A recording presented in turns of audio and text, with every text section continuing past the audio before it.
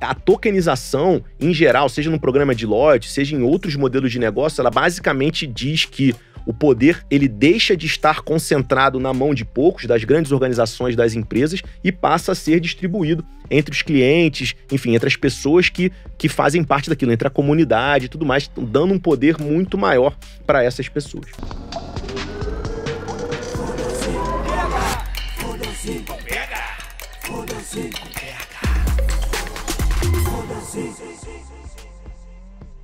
Estamos de volta com mais um Foda-se 360, direto da Pod 360. Tico, hoje é tecnologia. Hoje o assunto é bom pra caralho. Eu tô ansioso pra ver tudo que você sabe desse mundo. Eu vou deixar pra você. Senhoras e senhores, estamos aqui com Felipe Ribe. Eu posso falar várias coisas pra apresentá-lo. Mas, Felipe, fala um pouco aí sobre você, é mais fácil. Bom, em primeiro lugar, agradecer aí, né, Davi, Tico, prazer estar aqui, obrigado pelo convite. Nosso. Cara, eu sou um apaixonado por tecnologia, tenho o privilégio hoje de trabalhar com as minhas duas paixões, tecnologia e esporte. Aí, então, se eu pudesse resumir, dizer que eu sou uma pessoa muito feliz com o que eu faço hoje. Eu sou diretor da Sócios.com no Brasil, a gente pode falar um pouco mais sobre isso. E tô metido em algumas outras iniciativas de famosa Web3, que a gente vai desmistificar hoje aqui nesse papo. Que tema, que abertura. Eu sou um cara feliz, trabalho com esporte, tecnologia, Web3. As pessoas aí do outro lado, por favor, o Pix do Foda-se é pra você ouvir esse papo. Já começa com a energia lá em cima. Porra, né? Que momento. Mas, cara, você é formado em jornalismo, já fez curso de economia, vários cursos de gestão, tudo mais, já trabalhou na Globo, NBB. Como que sua carreira se desmembrou aí? Como que é comprar o Barcelona agora? Nossa, o Tico já vai pro final da conversa. Tô brincando, volta. Vamos chegar lá, pô, Tô um pouco descapitalizado agora por causa disso. Mas ganhou milha. Genial. Não, mas conta aí, como que você começou a, entender esse mundo de Web3, cara? Cara, eu sou jornalista de formação, mas eu já não trabalho com jornalismo tem bastante tempo, né? Eu trabalhei quase 5 anos na Globo, saí, fui fazer outras coisas, e aí já fiz muita coisa, já fui gerente de empresa que administrava boate no Rio, já trabalhei em empresa distribuidora de material médico hospitalar, enfim. O meu interesse por tecnologia em geral, antes até de Web3, ele veio em 2016. Eu tava meio desgostoso com a minha vida, fiz 30 anos, né? Aí você começa a analisar, 30 anos, como é que tá, o que eu vou fazer a partir daqui. E aí eu decidi pedir demissão e tirei o ano de 2016 para fazer uma pós-graduação em gestão de negócios. E ali foi aonde eu mudei a chavinha. Eu lembro do dia importante, foi o dia 29 de março de 2016. Porra. Uma primeira aula, palestra magna com o professor Paulo Vicente Santos, Um Século em 4 Atos. Foi a primeira vez que eu ouvi falar de inteligência artificial, blockchain, engenharia genética e tudo que estava acontecendo de tecnologia no mundo. Um Século em 4 Atos, achei animal. Botem no YouTube, Paulo Vicente Santos, Um Século em 4 Atos, que vocês encontram essa aula dele muito na íntegra, vale a pena. E, cara, aquilo abriu muito a minha mente, que eu lembro que eu saí de lá com um misto de ansiedade, porque eu não sabia de nada e eu fiquei muito preocupado, e ao mesmo tempo muito animado, porque eu falei, caramba, isso aqui é incrível. Eu lembro que eu liguei pra minha mulher, na época era minha namorada, hoje minha esposa, Luísa, e eu comecei a falar pra ela, tá rolando isso e tal, dela, beleza, por que você tá me falando isso, sabe? Porque eu precisava desabafar com alguém de tudo aquilo que eu tinha vivido. E desde aquele momento eu falei, cara, preciso trabalhar com inovação e tecnologia. E aí, sendo jornalista, muito difícil você conseguir se inserir nesse meio. E aí eu comecei, modéstia à parte, eu tenho um bom texto, e as fontes de informação que eu tinha eram sempre gringas. E aí eu vi que tinha pouco conteúdo em português. Então eu comecei a escrever artigos no LinkedIn sobre inovação e novas tecnologias em geral. Fui chamado pelo Jornal do Brasil para ter uma coluna semanal lá sobre inovação e novas tecnologias, mas tentava, cara, me inserir no meio, não conseguia. Aí em 2018, final de 2018, eu tava noivo da minha atual esposa. Da Luísa. Da Luísa. Belo nome, pessoal. Belo nome? Minha esposa Luísa também. Pô, que legal, tá vendo?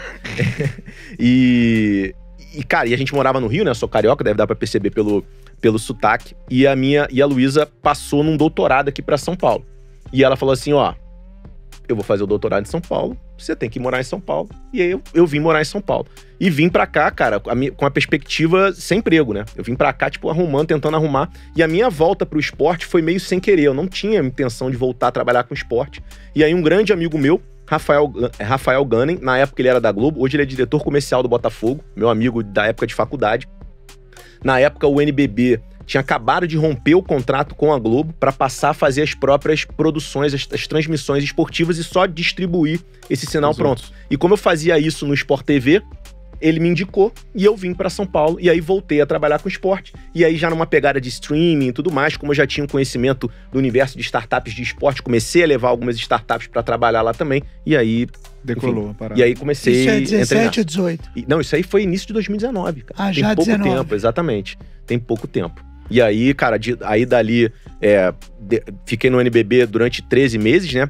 Infelizmente veio a pandemia, e aí o NBB, como tudo no esporte, né, perdeu o patrocinador principal e tal, teve que demitir boa parte da sua força de trabalho. Eu fui demitido logo no início da pandemia, fiquei bastante desesperado, porque eu tinha acabado de voltar pro esporte, né, cara? E aí, tipo, você entra na pandemia, pô, o esporte acabou agora. Eu falei, porra, ferrou. Aí fui pra Enzima, que foi quando a gente se conheceu. Exato. A Enzima é uma pequena consultoria de inovação no esporte. Dentro da Enzima, a gente fez um trabalho, primeiro programa de inovação aberta de um clube de futebol no Brasil, com o Ceará Sporting Clube, o famoso chamado Vozão Conecta. Levamos 7 startups para trabalhar com o Ceará durante 3 meses, e eu tinha um podcast lá, onde eu recebia pessoas do Brasil e de fora do Brasil para falar sobre inovação, novas tecnologias, sobre digital e tudo mais. Davi, na época, trabalhava no UFC. Pera, fala devagar. O Davi trabalhava no UFC. Você chamou o Davi. Claro, chamei o Davi. E ele deu uma aula. Ele deu uma aula lá, o cara tirou muita onda, como Você sempre, sabe né? que eu ouvi. E depois que eu ouvi esse podcast, eu falei, Davi, tem uma proposta pra você. Eu tô ligado, pô. Ainda vou além. Toda a grana que ele ganhou depois de começar aqui, eu tenho parte disso. Você tá descobrindo agora. Entendi. Exatamente. Eu já 10% é dele. já Exatamente. 10% é dele. E aí, no meio disso, você foi parar no Galo. Então, por que eu fui parar no Galo? Porque uma das pessoas que eu entrevistei lá é o Leandro Figueiredo, que é o diretor de negócios do Atlético. Perfeito. E aí eu entrevistei lá, a gente manteve o contato, ele gostou do papo e tal, e pô, começou a se conectar no LinkedIn, né, posta aqui, posta dali, tal. No início de 2021, ele me ligou, falou, cara, a gente vai abrir uma vaga de Head de Inovação aqui no Atlético, e eu acho que você é uma pessoa indicada para isso. Perguntou se eu tinha interesse. Obviamente eu tinha muito interesse, e aí eu fui pro Atlético Mineiro. E aí passei 2021 lá, como Head de Inovação. 2021 que o Galo não ganhou nada. Quase nada, pô. Foi um ano ruim. Beleza. Explodiu. Beleza. Um ano ruim dentro de campo pro Atlético, né? Com certeza. E aí, no início de 2022, eu fui chamado pela Sócios. Eu conheci a Sócios.com. O Atlético foi o primeiro clube brasileiro a fechar com a Sócios. Quando eu tava lá, né? Isso em agosto do ano passado. Foi quando eu conheci a galera da Sócios. E aí, esse ano, a Sócios, o Brasil é um país muito importante. E eles começaram a montar o time no Brasil e eles me chamaram para liderar essa operação aqui. E aí, desde o final de janeiro desse ano, eu tô na Sócios.com, aqui no Brasil. Muito legal. Animal demais. Vamos com... Falei pra caramba, né? Eu falo muito, galera. Então, Não, tá ótimo. A gente tá aqui pra te ouvir. Eu, Davi, a gente só vai levantar a bola pra você. Eu não aguento mais ouvir o Tico. Essa voz, então. Mas, cara, vamos começar falando do Galo, então.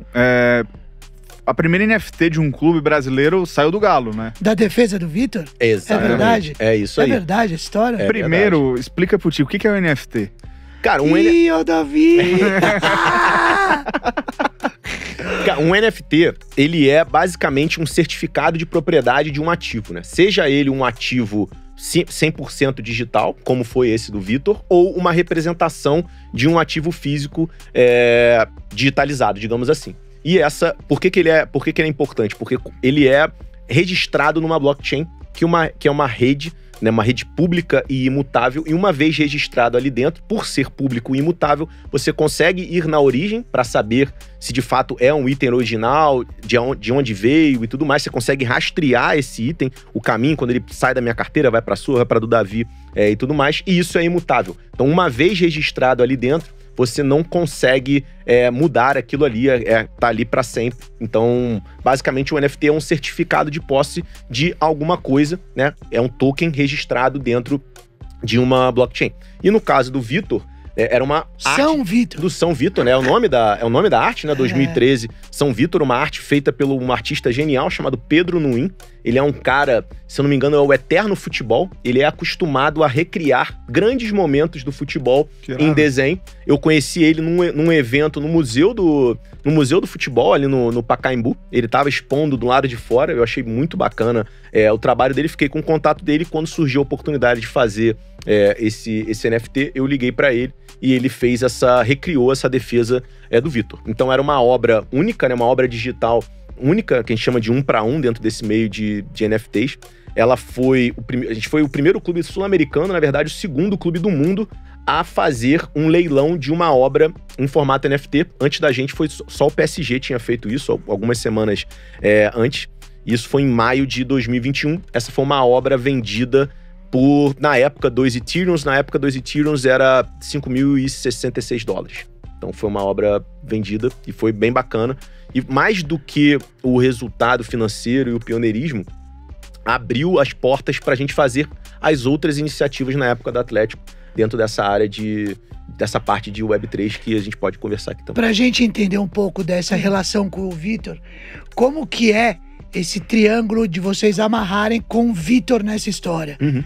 Como ele participou, como ele deu ok, como que o Galo tem o direito de imagem, como que é isso para desenvolver uma ação dessa, ou com um jogador, ou com alguém que tem uma imagem pública? Então, no caso do Vitor, como ele não era apesar dele trabalhar no Galo hoje como gerente de futebol, dirigentes, você não tem acordo de direito de imagem com o clube, você tem com os atletas, mesmo assim não com todos, né? Mas costuma ter com a maioria.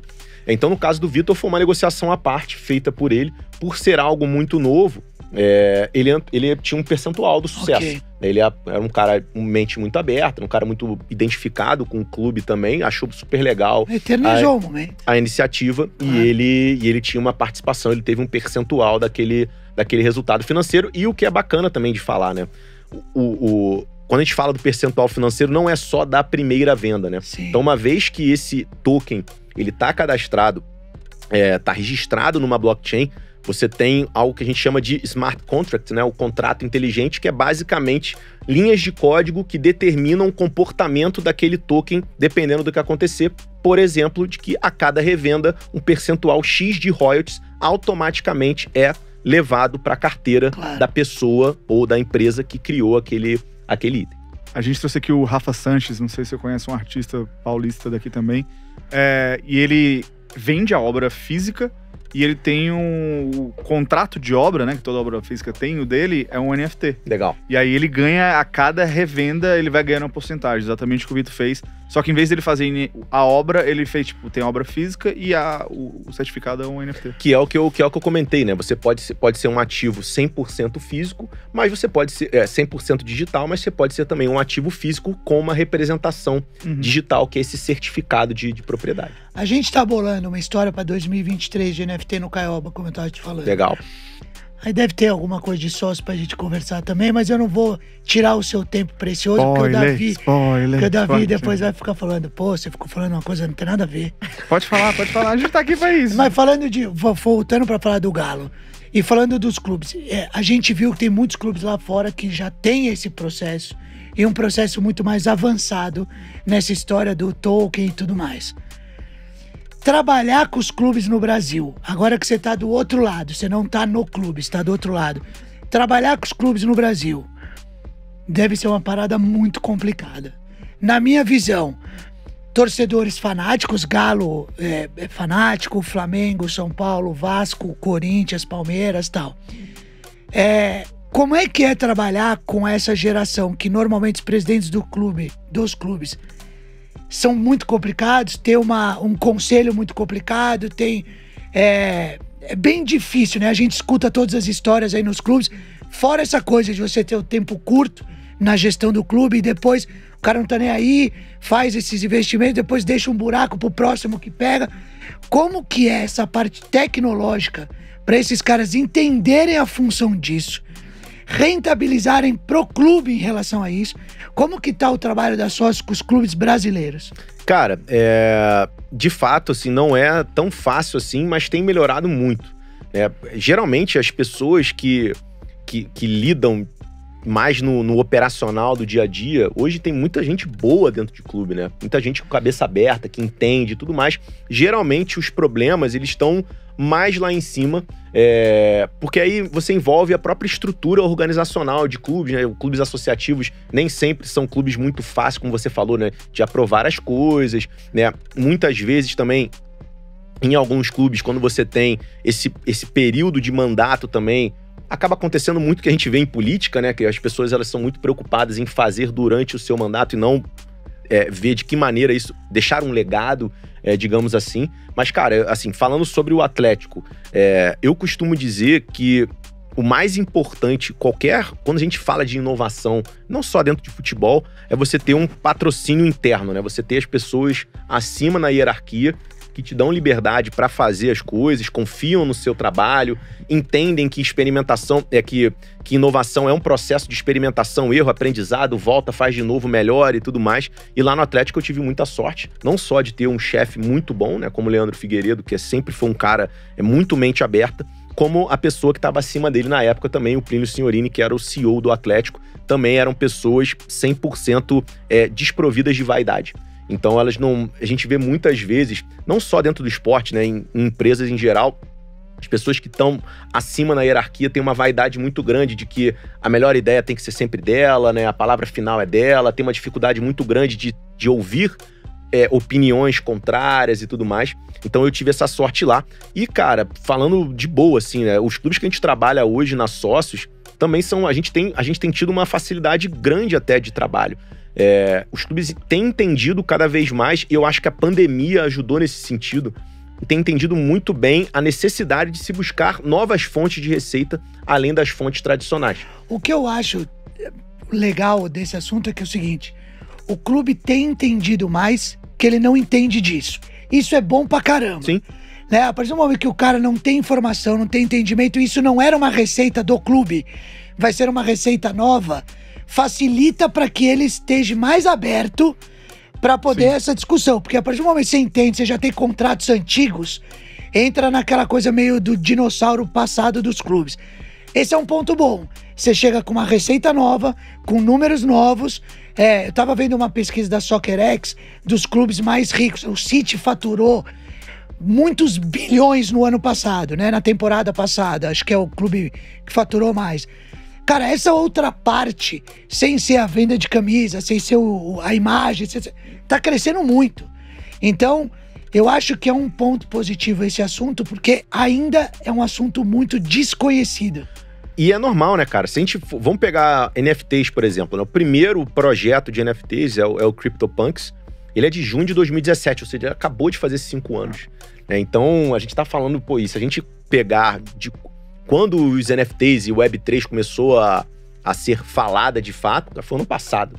Então, eu acho que é natural esse processo, que também vem muito do fato de que hoje as inovações tecnológicas acontecem cada vez mais rápido, né, cara? Sim. Então, Davi, que era um cara que trabalhava no UFC nessa parte de redes sociais, digital manager e tudo mais, cara... Quando você trabalhava lá, falava de TikTok há, 2 anos atrás, ninguém nem sabia o que era TikTok. Hoje é a maior rede social do mundo, assim, sabe? Então... Cara, só pra você ter noção, a gente lançou o TikTok do UFC. Eu lembro no dia, a galera falou, não faz isso. A gente não vai querer isso. Falou, como assim? Não sei o que. Falou, o UFC não precisa disso. Hoje os caras têm contrato com o TikTok na China, sabe? Então, tipo, isso eu tô falando de 2 anos pra cá, sabe?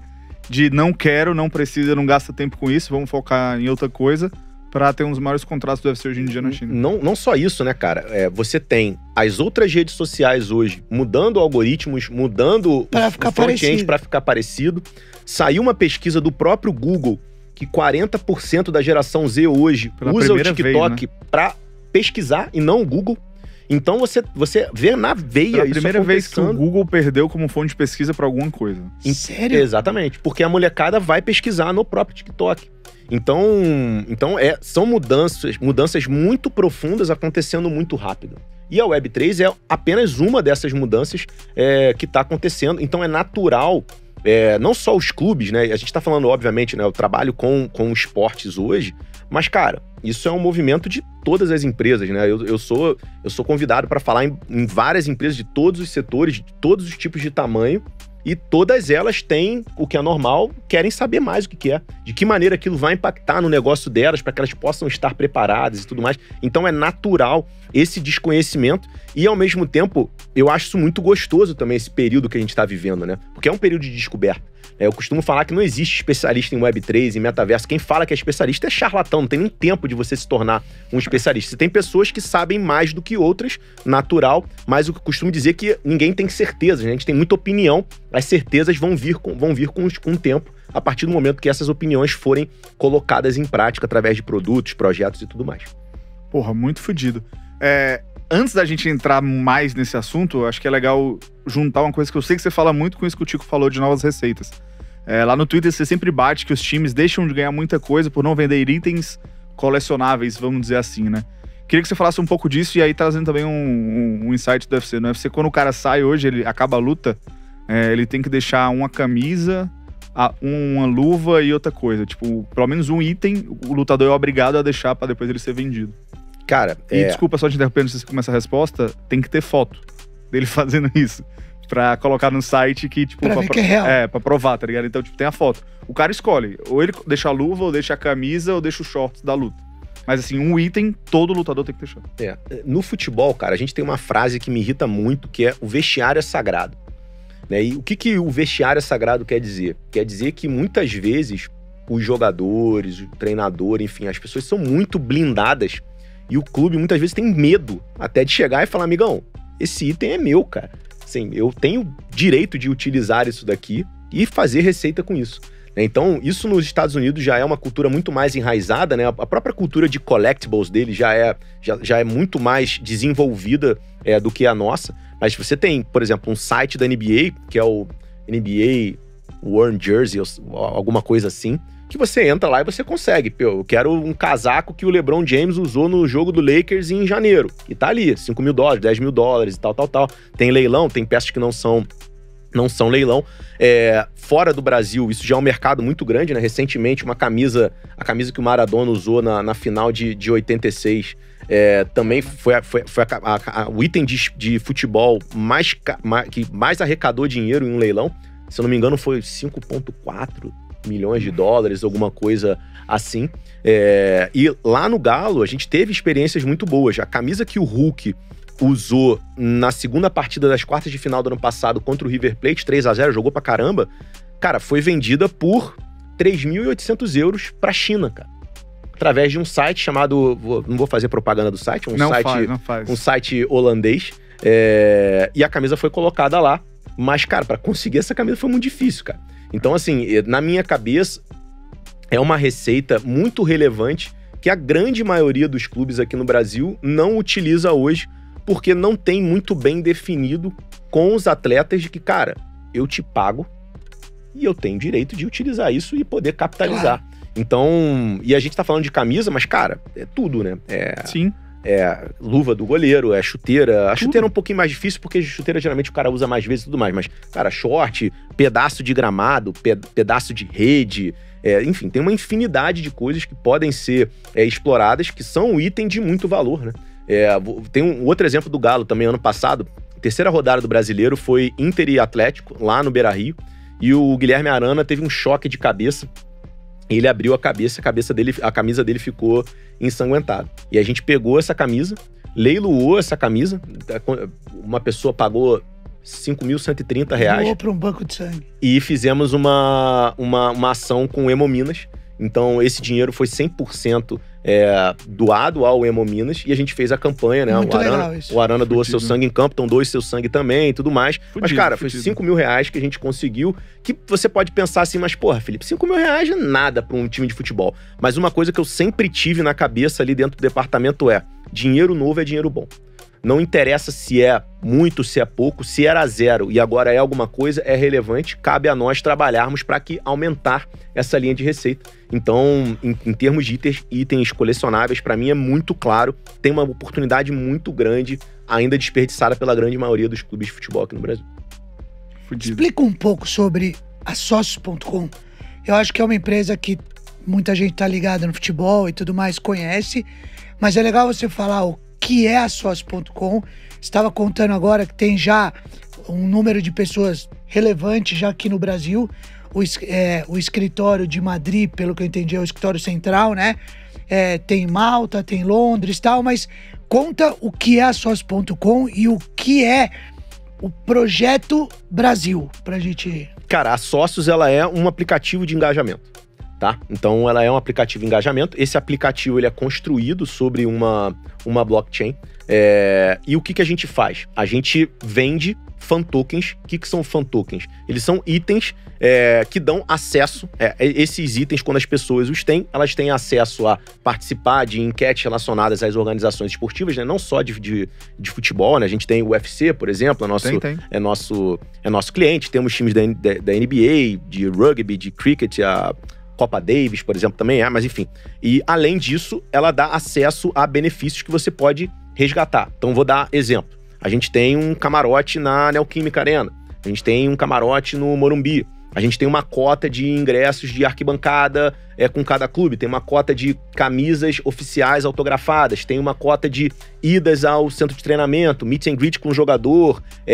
A gente acabou de fazer um jogo no Flamengo, o jogo do Penta, né? Comemoração aos 30 anos do Pentacampeonato de 1992, onde a gente botou fan token holders do Flamengo para jogar no Campo da Gávea com alguns jogadores que foram campeões em 1992. Temos outras ações que vão ser feitas. Então, basicamente, um fan token é um item de acesso, que te dá acesso a benefícios, a prêmios, a experiências, exatamente. Então, a Sócios, ela é a emissora disso, e você compra esses fan tokens dentro do nosso aplicativo, e o nosso aplicativo ele é todo gamificado também.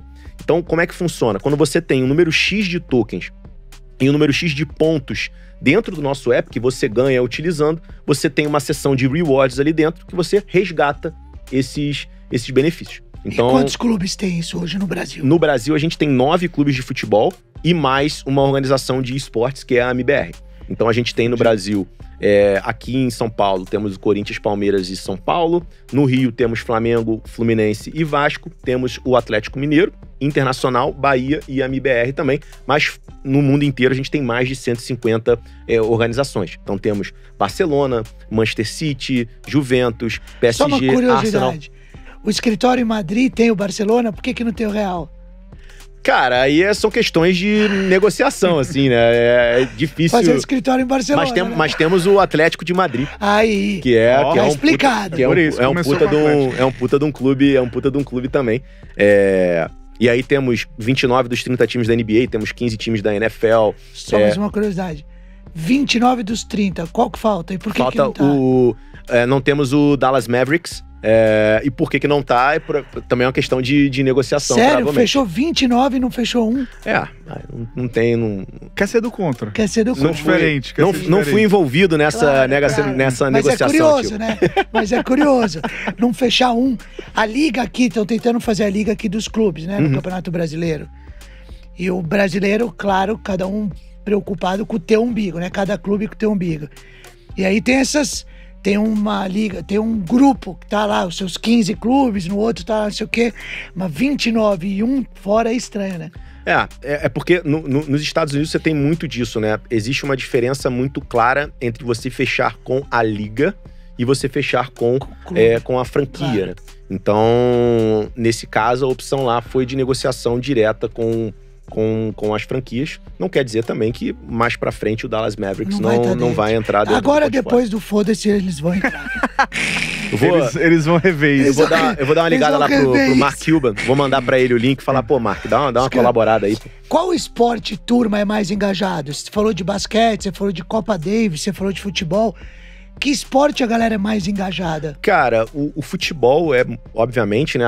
E também é o que a gente tem mais propriedades hoje. Então a gente tem muitos clubes de futebol, então certamente o futebol ele é muito engajado. Mas o próprio UFC também tem bastante engajamento, né? Davi, sabe mais do que ninguém. E eu costumo falar, Tico, que o engajamento, muitas vezes, ele depende da outra parte. Claro. Porque é o que eu falo, né? A Sócios, ela é apenas uma provedora daquele produto. Mas cabe à outra parte, ao clube, à organização esportiva em geral, a entender que se você não dá abertura, se você não dá experiências legais e tudo mais, aquele item acaba não tendo muito valor, não sendo visto como um item de valor para quem é o cliente. Depende muito mais da outra parte, né? Porque além disso tem a performance, além disso Também tem isso. todo o trabalho, né? Então, são muitas outras questões fora o trabalho que vocês fazem. Exatamente. Obviamente, o nosso trabalho não é só o tecnológico, é um trabalho também, e aí entra naquilo que a gente estava conversando antes, Tico, que é o trabalho de, entre aspas, né, educação, digamos assim. Né? Porque é a gente mostrar para o clube também que, cara, não adianta só você fechar o contrato, você precisa ativar esse contrato também para que aquele produto seja um produto atrativo e, obviamente, ele acabe também gerando receita para o clube. E aí, cara, isso é com fan tokens, qualquer outro produto, é preciso que a outra parte entenda isso muito bem. É legal que você falou a gente tá falando de fan token aí, tem todo o lance de tokenização no mundo todo. Recentemente a gente viu o Starbucks abrindo, né, um programa, vamos dizer assim, de milhagem de tokens, né? Qual que você acha que é o futuro das empresas, cara, para ter esse lance de token? Sei lá, de repente todos esses programas de milhagem vão acabar e vão virar tokenização, não sei qual o caminho que você acha que a gente segue. Cara, eu sou bem otimista em relação a isso, né? Eu costumo falar que tudo pode... Eu não gosto de falar que tudo vai ser tokenizado, porque depende muito de quem tá fazendo as coisas, mas que tudo pode ser tokenizado, sem dúvida pode ser, e eu acho que tem muitas vantagens, né? Quando a gente fala, por exemplo, de um programa de loyalty, um programa de milhagem, sócio-torcedor também, muitas vezes os participantes, eles, por estarem ali, eles dedicam tempo, dedicam dinheiro para estar ali dentro. Eles ganham aqueles ativos, né? Sejam as milhas, sejam os benefícios. Mas se eles não utilizam aqueles ativos, aqueles benefícios, eles morrem com aquilo.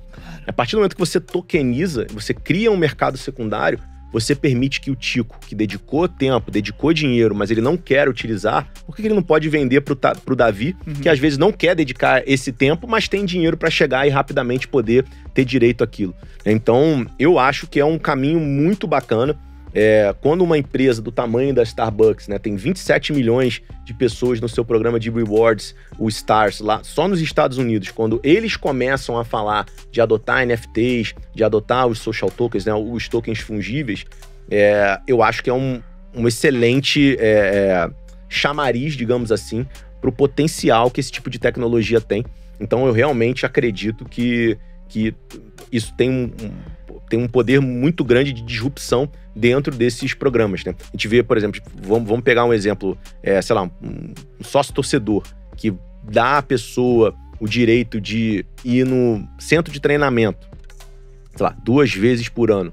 Cara, se eu só quiser ir uma vez, se eu não quiser ir, eu ganhei esse direito. Por que eu não posso fazer o que eu quiser com esse direito, já que eu conquistei isso, né? Isso, teoricamente, é um direito meu. Então, e aí, cara, a gente entra nessa parte de tokenização, de centralização e tal, que pode se aplicar a uma porrada de outras coisas. Eu, por exemplo, eu sou cofundador, né?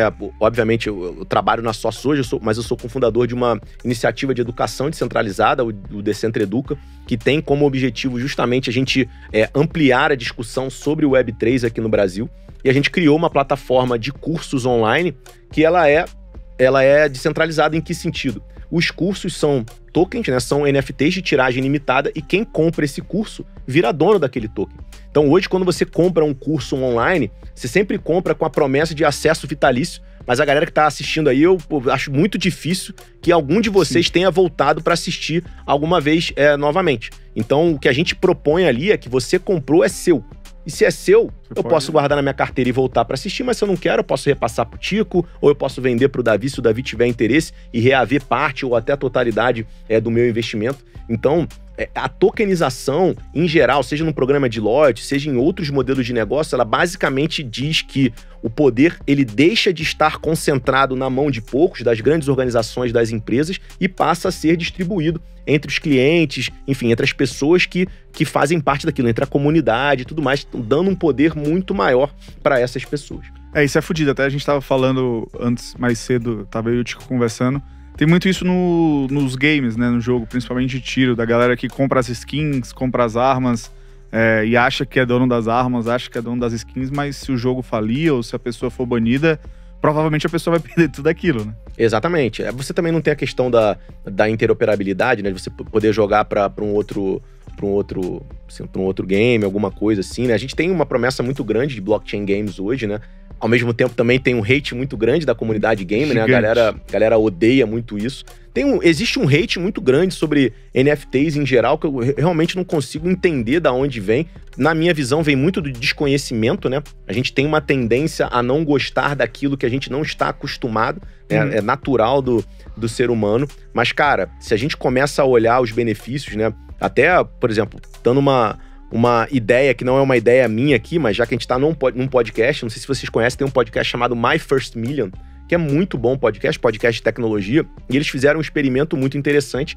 Eles pegaram um segmento de 5 minutos de cada edição, tokenizaram, criaram um NFT chamado 5 Minutes of Fame e venderam esse NFT. Qual que é a lógica disso?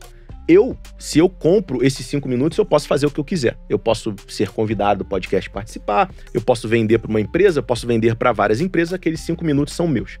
Qual que é a lógica deles? Se eu comprei esses 5 minutos quando a audiência era X, se a audiência vira 2X, esses 5 minutos também acabam valorizando. E se eu tenho participação nisso, o meu estímulo para divulgar o podcast e fazer com que esse podcast viralize é muito maior.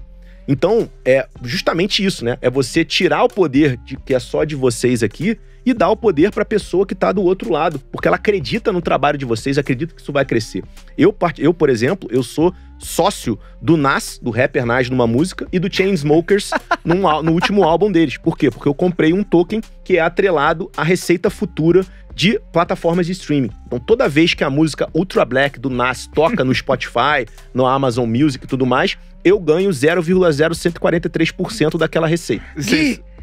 Toca ela aí. Trilha sonora, por favor. Toca ela aí, vamos ajudar aqui. A gente gosta dos nossos convidados. Exato, hoje eu vou escutando. Deixa de fundo aí, eu vou escutando. E aí, qual que é a lógica disso daí? Eu deixo de ser apenas um fã, porque eu já era um fã do Nas, e eu passo a ser um sócio do cara. E o meu estímulo para viralizar essa música é muito maior, porque quanto mais ela tocar, mais grana eu tô fazendo muito também. Então isso é o que a tokenização permite. Ela permite você descentralizar e trazer as pessoas, as comunidades para construir com vocês, né? As coisas deixam de ser só top-down e passam a ser bottom-up também. A comunidade cocria com vocês. Então, para mim, essa é a grande beleza da questão. Isso é espetacular. Que aula, hein, Tico? Que aula, Davi. Você esperava? Esperava, Davi. Nossos convidados são foda, Davi. Você não esperava, só não entendia, né? A gente não traz qualquer porra aqui, não. Aqui é foda. A gente tava falando sobre o Web3, que ainda no Brasil tá começando, né? Um movimento das pessoas entenderem cada vez mais. Acho que o NFT, o blockchain tá mais falado, o Web3 tá vindo numa velocidade muito boa. Você que tem uma empresa que é lá da Espanha, tá lá em Madrid e tal. Eles olham o Brasil e vê o negócio do futebol, do esporte muito forte. Mas como é isso no conceito geral de tecnologia? Porque aqui a gente tá muito atrás, não? Cara, na verdade o Brasil é um dos maiores públicos consumidores de internet do mundo, né, cara? Se eu não me engano, a gente tá em segundo ou em terceiro lugar, junto ali de Tailândia, Indonésia e tal, em tempo passado na internet, né? A média de 7, 8 horas por dia, se eu não me engano, assim. Então, o Brasil, não só em termos de tamanho, né? Um país de 220 milhões de habitantes. Consumo muito grande. Mas de consumo muito grande, acaba sendo um país. Culturalmente isso? Cara, a gente tem uma cultura de consumo de produtos digitais gigantesca, já tem. Agora, se você falar em termos de adoção de novas tecnologias, demora um pouco mais para chegar aqui. Mas se a gente for falar de Web3, NFT, por exemplo... o próprio NFT, cara, assim, saiu uma pesquisa da Statista tem um mês, mais ou menos, e o Brasil, ele é um dos países que mais consome NFTs no mundo já. Está entre os 3 primeiros. Exatamente. Então, assim, a gente já tem muita gente que tá por dentro disso, né? Muita gente de games, né? A parte de games, Axie Infinity e tudo mais, né? Os Play to Earn tiveram um papel muito importante nessa popularização, massificação, principalmente em países em desenvolvimento, né, como o Brasil, países do Sudeste Asiático também. Mas, obviamente, ainda falta bastante... falta com que esse conhecimento seja mais disseminado e mais do que isso, e aí não é só um problema do Brasil, tá, Tico? Falta ainda na Web3 a gente ter produtos que tenham utilidade real para as pessoas. A gente viu muito, principalmente no passado, quando o mercado cripto estava muito alto, qualquer porcaria que era lançada vendia pra caramba, todo mundo fazia dinheiro, então você tinha um hype, uma especulação muito grande, e o mercado cripto tendo dado uma retraída como deu agora, eu vejo pelo lado muito positivo, que você acaba limpando muito dessas pessoas que estão ali apenas pelo dinheiro fácil e acaba obrigando a galera que está ali para construir, de fato, produtos de médio e longo prazo, né? Produtos que tenham utilidade real, para que as pessoas possam usar. Tem um cara muito bacana chamado Jared Dicker, ele é uma das pessoas, figuras proeminentes de Web3, que ele fala que o mercado ele vai ser maduro quando a gente parar de fazer produtos para as pessoas venderem e começar a fazer produtos para as pessoas utilizarem. Então, ano passado, basicamente, as métricas de sucesso de projetos eram o floor price, né, que é o preço mínimo que você consegue comprar uma coleção, movimentação, volume de movimentação de dinheiro em mercado secundário e tudo mais. Basicamente, ou seja, você está criando um produto que o Tico vai comprar de mim para já revender para o Davi, ou seja, pouco importa o valor de utilidade daquele produto, e agora a gente está indo para um amadurecimento desse mercado, que é justamente você ter produtos com utilidade real, e aí sem fazer o jabá, que é o que a Sócios promove, né? O nosso produto ele tem uma utilidade muito clara, uma utilidade muito real. Mas, de novo, né? Parte normal, processo natural de qualquer mercado novo que está se amadurecendo. O que eu ia falar, nos jogos tem muito disso que você tá falando, né? Começou com Play to Earn, aí depois era Play and Earn. Então, tipo, o que você acredita, tem jogos como você citou, Axie Infinity e outros mais, que a galera jogava pra ganhar dinheiro, tipo. Então, tipo, a galera entrava lá e fazia. Tinha gente fazendo $30 mil por mês. Sim. Só jogando. O dia todo jogando. E aí veio o mercado ruim e tudo mais, e aí, o que a indústria acredita? A indústria acredita que no futuro, você vai jogar o jogo. E aí você vai ter lá um NFT ou alguma coisa, você vai ser dono das suas armas e aí tudo bem, mas você não vai jogar o jogo pra ganhar dinheiro, sabe? É isso. Você vai estar jogando um jogo descentralizado, um jogo da Web3, e porque o jogo é bom. Hoje em dia, tem um jogo bom de Web3 ainda? Não tem. Tipo, se eu falar que tem, a gente tá mentindo. Não teve nem tempo, né, Davi? Não teve nem tempo. Você, cara, pra você criar um jogo que a gente chama de AAA, demora pra caramba, cara. Requer muito a grana de investimento e tudo mais. Então, novamente, assim, eu acho que é processo natural de qualquer mercado que está em amadurecimento. Total. Você começa com coisas que... O Chris Dixon, que é o maior venture capitalist hoje de cripto, né? Ele é um dos sócios, ele é o head de cripto da A16Z, que é um dos maiores fundos de venture capital do mundo. Ele fala isso, né? Que os próximos produtos revolucionários sempre começam parecendo brinquedos, né? E aí, por conta disso, a maioria da galera, descarta, isso não vai dar em nada e tal. E aí, dá alguns anos, aquilo acaba tomando forma, explodindo, porque sempre tem alguém que, não. Isso aqui parece um brinquedo hoje, mas tem sentido nisso, vou trabalhar, porque ali na frente isso aí vai dar em algo bom. Dancinha do TikTok, né? Aí, dancinha de TikTok. Já viu o Davi dançar? Hã? Já viu o Davi dançar? Cara, eu não tive esse prazer. Ele pede pra eu fazer a dancinha de TikTok. Você vai dançar hoje? Não sei fazer. Sabe sim. Eu posso cantar e você dança. Não. Eu já soube, não deve ter ido ao ar ainda, mas eu já soube que o cara é cantor. O cara cantou aqui numa edição. Cantou Vando, Fagner. Porra, você tá confundindo Vander com Fagner? Cantou Fagner. É brincadeira. Quem dera ser um peixe. Que música. A gente cheio de convidados no teu garbo. E elegância. E aí o cara me puxou um Fagner. É brincadeira. Pô, mas eu não vou ter esse privilégio, cara. Eu te mando o link. Vai estar no Web3. Vou repetir isso. Vai estar no Web3. A gente tem que tokenizar isso daí. Tem que tokenizar.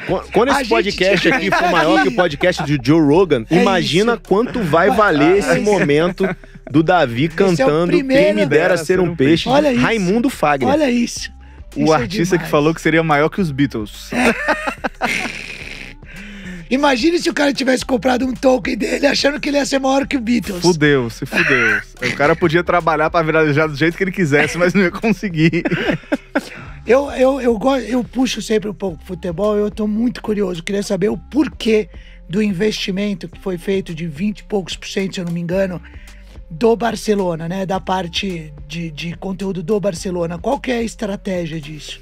Cara, o Barcelona, sem dúvida nenhuma, né? Ele é uma das maiores propriedades intelectuais mais importantes e reconhecidas do mundo, dentro do mundo do esporte. O Barça Studios, por si só, já era uma operação superavitária, né?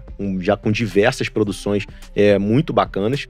E não só isso, né? Isso dá a oportunidade da sócios poder trabalhar esse IP, essa propriedade intelectual, de diversas outras formas, inclusive dentro da Web3. E aí é até legal falar, fazer uma explicação, né? A Sócios.com, ela é um aplicativo de engajamento, né? Ela é uma empresa, mas que também faz parte da Tilis, que é a blockchain, sobre a qual a Sócios.com é construída.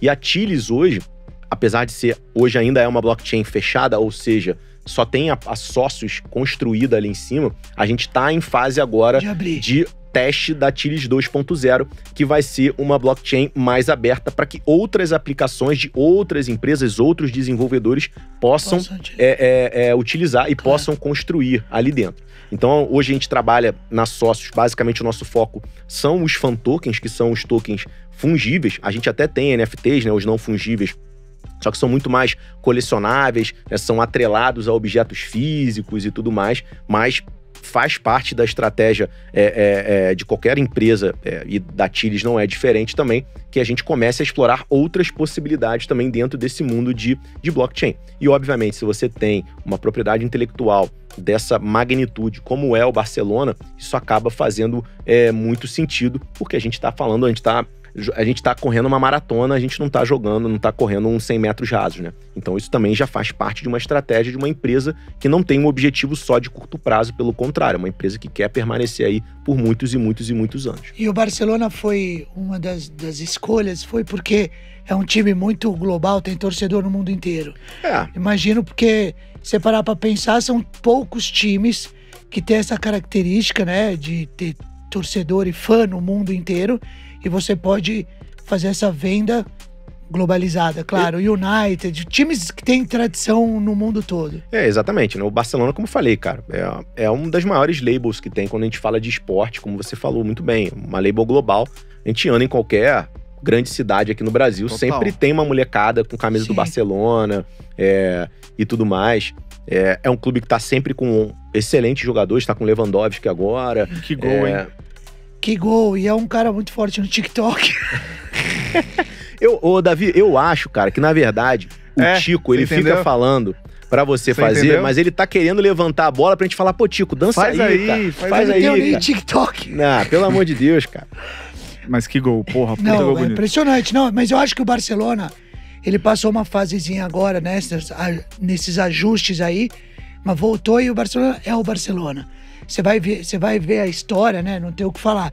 E aí, para um processo desse de tokenização e tudo mais, que vai abranger o mundo todo, eu acho que faz total sentido. E o Barcelona também foi um dos primeiros parceiros a assinar com a Sócios lá atrás, em 2019, né?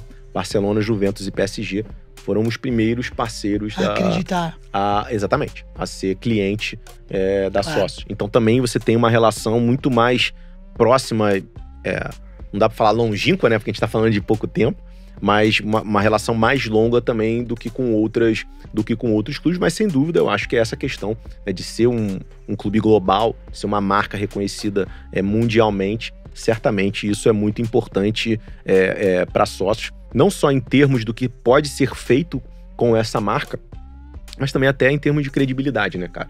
Quando você se associa a grandes marcas, você mostra que você não é uma empresa qualquer, você mostra que você de fato é uma empresa que tem excelentes perspectivas e tudo mais. O jogador procura sócios para falar sobre projetos? Cara, não, e nem é nosso foco. A gente é muito focado em organizações esportivas. Obviamente que quando a gente trabalha com organizações esportivas, a gente acaba trabalhando com jogadores também. A gente tem o Messi como nosso embaixador global, então o Messi é o nosso embaixador global, mas eu costumo dizer que é porque é o Messi. Então o Messi, de fato, é um... Porque eu fico pensando, né? O Cristiano tem 500 milhões, 250 milhões, sei lá, no Instagram, por exemplo. Esses caras são talvez maiores que muitos clubes, sim, né? E eles podem gerar muita experiência através de produto, através de encontros, através de leilões, através de ações sociais, sei lá. Então, fico imaginando o quanto o jogador pode ter ali dentro da agenda dele uma entrega muito boa, você tokenizar algumas coisas, algumas propriedades, e isso pode virar uma bela receita pros dois lados, né? Cara, tem o foco da Sócios, como eu falei, né, é em organizações esportivas, mas a gente tem outras aplicações hoje surgindo pelo mundo com foco em artistas, em atletas e tudo mais. Você tem uma que eu acho, se eu não me engano, é a Galaxy, que é do Spencer Spencer Dwindle, acho que é esse o nome dele. Ele é um jogador da NBA, ele é um cara muito envolvido com Web3 e tudo mais, e ele acabou de levantar um round de investimento aí de milhões de dólares para criar uma plataforma que você cria os social tokens, né, os fan tokens de atletas. Com essa premissa. Qual que é o problema que eu vejo com fan tokens de atletas, artistas e tudo mais? Quando você fala de uma organização esportiva, geralmente você está falando de uma organização esportiva que é perene, né? Então a gente está falando de clubes centenários e tudo mais. Um atleta, ele tem uma vida ativa muito menor. Ah, mas depois ele continua sendo um ídolo e tudo mais. Tudo bem, depois ele continua. Mas ele também acaba, às vezes, perdendo um pouco Sim, não são todos. desse apelo. Sim, não são todos. Então você tem, às vezes, isso que eu acho que pode ser uma barreira, digamos assim, né? Talvez você não tenha tanto tempo para você conseguir ativar e tudo mais. Sim. Mas, sem dúvida nenhuma, eu acho que cara, a gente tá, como eu falei, né? Talvez essa seja uma das grandes belezas desse momento que a gente tá vivendo, que é um momento de experimentação. Então, exatamente. Eu acho que é muito questão de, cara, chegar, botar a cara, ver como é que é e tudo mais. Dificilmente se acerta de primeira. O próprio Nando Reis fez, né? O Nando Reis tá com um projeto super bacana aí, cara. Eu confesso que eu nunca entrei pra ver a fundo, pra testar e tudo mais, mas pelo que eu leio... Milton Nascimento também? Milton Nascimento até é curioso de falar. É uma empresa que eu sou advisor, que é o NFT Ticket Pass, que é uma empresa de venda de ingressos em formato NFT. Foi um projeto que eu participei do desenvolvimento, que legal. Era uma venda de ingressos pro primeiro show da última turnê da carreira do Milton, que foi um show especial, onde pra você entrar, ou você era amigo do Milton, ou seja, Gilberto Gil, Fernanda Montenegro e tudo mais, ou você comprava esse NFT, que era um ingresso de acesso. E a gente pode falar aqui também sobre por que a indústria de ticketing vai ser completamente disruptada pela blockchain, porque tem muitos benefícios que a gente pode falar. Por exemplo, quando eu falo que é uma rede pública e imutável, a gente consegue ir lá na raiz da emissão daquele ticket e ver se ele é falso ou se ele não é. Pelo fato dela ser pública também, a gente consegue rastrear esse caminho. Então, se o Tico comprou um ingresso, mas não é ele que vai no show, não é ele que vai no evento, quem vai é o Davi, o Tico tem que transferir da carteira dele para do Davi, e aí eu sei que é o Davi que tá entrando lá dentro, o que em termos de segurança é muito bacana, óbvio, mas também em termos de marketing, né? Você entender quem é o seu... Em termos de dados. Cambista também, né? E esse, para mim, é o principal. A gente gosta de falar que quando você adota a blockchain para venda de ingressos, o cambista deixa de ser um problema e passa a ser seu sócio. Porque a cada vez que ele faz essa revenda no mercado secundário, automaticamente royalties são transferidos para a carteira do organizador do evento. Então, no evento do Milton Nascimento, por exemplo, cada NFT foi vendido a R$ 1.200, foram 400 vendidos, e a gente teve vendas no mercado secundário de quase R$ 5.000. E automaticamente a produção do Milton Nascimento ganhou ali 15%, porque foi o royalty que a gente colocou nesse contrato inteligente. E mais até do que isso, por ser um token, não ser um QR Code, ninguém coleciona QR Code, não tem graça. Mas por ser um token, ele pode ser uma imagem estática, um vídeo. No caso do Milton Nascimento, era um desenho que ele fez quando criança, que foi animado pela produtora do Mundo Bita. Quem tem criança aí deve saber o que é o Mundo Bita. E por conta disso, ele tinha um valor sentimental, tanto que 3 semanas depois do evento, a gente teve 2 vendas de tokens por $100 cada um, só pelo aspecto colecionável desse token. Então, a blockchain ela permite até que aquele organizador do evento consiga continuar ganhando dinheiro mesmo depois do evento, criando aquilo que, voltando lá no nosso papo, uma nova linha de receita que até então não era explorada. Zero. Exatamente. Mas isso é muito legal, porque tem vários espetáculos que a gente vai e a gente joga fora o ticket, né? Sim.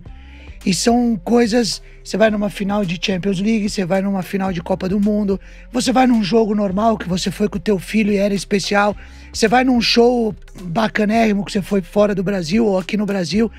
Tem inúmeras coisas que são legais e que o brasileiro, aqui quando a gente faz os shows, você tem pouca coisa de experiência pra comprar e guardar daquilo. Você vai guardar a memória, vai guardar o videozinho, vai guardar tal. Mas se você tiver uma NFT daquele momento e depois, quando você tiver, sei lá, 10 anos depois, você vai ver tudo, todos os lugares que você foi, as memórias e tudo mais, são coisas que são muito legais, né? E que eu acho que isso vai poder ajudar muito. Não só isso, cara. Duas coisas importantes. Primeiro, né?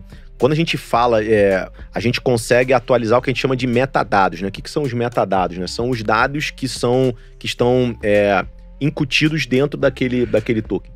Então, por exemplo, você falou, pô, fui num jogo muito foda e tal. Cara, você pode, depois daquele jogo, depois do show, atualizar os metadados com vídeos daquele jogo, daquele show, com estatísticas do jogo. Uma pasta sua. Exatamente. E mais do que isso, a partir do momento que eu crio um token, eu criei e ele tá na carteira do Davi, eu passo a ter uma relação direta com o Davi. Eu não preciso ter um intermediário para isso. Tem um case muito foda do Stephen Curry, né? Steph Curry. Ele, em dezembro do ano passado, ele bateu o recorde de bolas de 3 pontos na história da NBA, 2.974 bolas. E aí ele lançou uma coleção de NFTs com 2.974 NFTs. Cada NFT representando uma cesta e cada NFT com uma data, a data que aquela cesta tinha acontecido. Beleza, foi sold out, a galera comprou. Em março desse ano, foi aniversário do Curry. E aí, ele, por já ter um contato direto, ele mandou um NFT pra carteira de quem tinha aquele token, um NFT que era um bolo de aniversário comemorativo. E quem tinha tokens de cestas de 3 pontos feitas em dias de aniversário dele em anos anteriores, ganhou uma passagem pra São Francisco pra conhecer ele pessoalmente com tudo pago. Puta que pariu. Sem precisar ter um intermediário. Então, essa é a grande beleza. É aquilo que eu falo de você tirar o poder das plataformas e tudo mais, e você passar a poder ter uma relação direta. Então, isso dá para ser feito, inclusive, com os ingressos. Se daqui a 5 anos a produção do Milton Nascimento quiser saber quais são as carteiras criptos que tem aquele ingresso do show e ele quiser fazer alguma ativação com essa galera, ele pode. Ele consegue criar comunidade, ele consegue criar coleções de merchandising ou outros shows que a gente chama de token gated, ou seja, só tendo token na sua carteira você consegue ter acesso àquilo. Então é um mundo de possibilidades que se cria a partir de um simples token. Por isso que não é um macaquinho, um desenho de macaquinho, galera. É muito além disso daqui. Aquilo ali é apenas uma representação. Você vê como é louco, né? O Neymar comprou essa porra e a galera fixou isso na cabeça, que o NFT é uma foto do macaquinho lá que ele comprou. É loucura, né? Exatamente. Entra muito no que eu falei, da desinformação. Claro. Então... Por isso que eu te falei da Web3. Porque a coisa chega, a informação, e ela fica solta, né? Não é uma informação fácil de você... Não é. Não é uma informação que tá todo mundo discutindo, não é uma informação que você tem... Aí, óbvio que a gente consome muito, mas essa informação de cultura, de educação, ela é mais lenta, né? Então, você tem essa informação do que você acabou de falar do macaquinho, é isso. E não só isso, né, Tico? A gente, infelizmente, as pessoas, obviamente, né, geralmente o primeiro contato que elas têm com algo novo é através das grandes mídias, digamos assim. E a grande mídia, ela não tem muito interesse de fazer algo educativo, claro, né? O que vende é ou muito negativo ou muito positivo. Então, o que a gente sempre via de notícia era Neymar gasta 6 milhões de reais com figura de macaquinho. Essa era a frase. E não se preocupa em preocupar. Não 6 milhões. Exato, não se preocupa em explicar o que é aquilo, o que é o projeto, o que é o NFT, por que é bacana e tal. Então, é muito difícil também você conseguir chegar nas pessoas. E aí eu acho muito foda uma iniciativa como essa aqui. Vocês dão um espaço para que a gente consiga falar com mais tempo, com mais profundidade e explicar de fato o que é. Você não tem ideia o que a gente vai responder de pergunta depois. Puta que pariu, vai ser sensacional. A gente aqui, de verdade, pra nós, né, Davi tinha falado que a gente ia ter um papo com muito conteúdo desse assunto que a galera tá muito preocupada em entender mais, porque é um assunto que não é mais uma nova onda. Já aconteceu, já tá aí. E a gente, no Foda-se, trazer um cara que pra mim é especialista, que você falou que não existe. pra mim é especialista e tá vivendo esse mercado, é animal. A ideia é aprender e dividir esse conteúdo com a galera que tá ouvindo. São milhões e milhões de espectadores e a gente queria agradecer, porque não é qualquer podcast que leva uma lenda desse tema. Eu queria encerrar com o seu discurso, Tico, que foi muito bonito, muito emocionante. Tokenizar ele depois, infelizmente, o nosso tempo é curto. A gente precisa, no final a gente sempre pede pro convidado indicar outras 2 pessoas fodas pra gente trazer aqui. Ele falou tanto nome em inglês, Davi. Fudeu, que eu acho esses que caras não vêm. 2, 3 caras que vão vir aqui e vão falar. Os caras não vêm, mas só pra você entender o nível, tem gente que indica irmão e o Sebado Inimigos indicou o Silvio Santos, que também não vem. Então assim, vamos com alguma coisa plausível ali, né? Cara, eu indicaria, tem uma pessoa de Web3 muito boa aqui no Brasil, que é o Caio Barbosa. Ele é CEO da Lumex. A Lumex foi a empresa que fez a coleção da Reserva, que foi, na minha visão, a coleção mais foda que uma marca já fez aqui no Brasil, diria até ao redor do mundo, assim, uma coleção muito bem feita. E o Caio, ele tá muito à frente, assim, a Lumex tá fazendo muita coisa bacana. Então, ele é um cara, ele mora no Rio, mas ele tá aqui em São Paulo direto, então... Não, mas o foda-se tem um avião, a gente busca. Ótimo. Se não, você fala comigo que eu mando meu helicóptero lá. Obrigado. Porque acabou de chegar um... Foi o que veio no Beluga. Foi esse mesmo. Boa. E ele é um dos poucos que tem capacidade de fazer entre cidades e tal. Nosso tranquilo. chama Air Foda-se. Sensacional. Eu queria ter um helicóptero só falar esse nome agora, ia ser foda. Cara, e a outra pessoa, João Pedro Novochadlo. João Pedro Novochadlo, ele era diretor de marketing do Atlético Paranaense. Hoje ele é head de marketing da Sócios.com aqui no Brasil. Ele é, junto comigo, a pessoa que criou o Decentra Educa.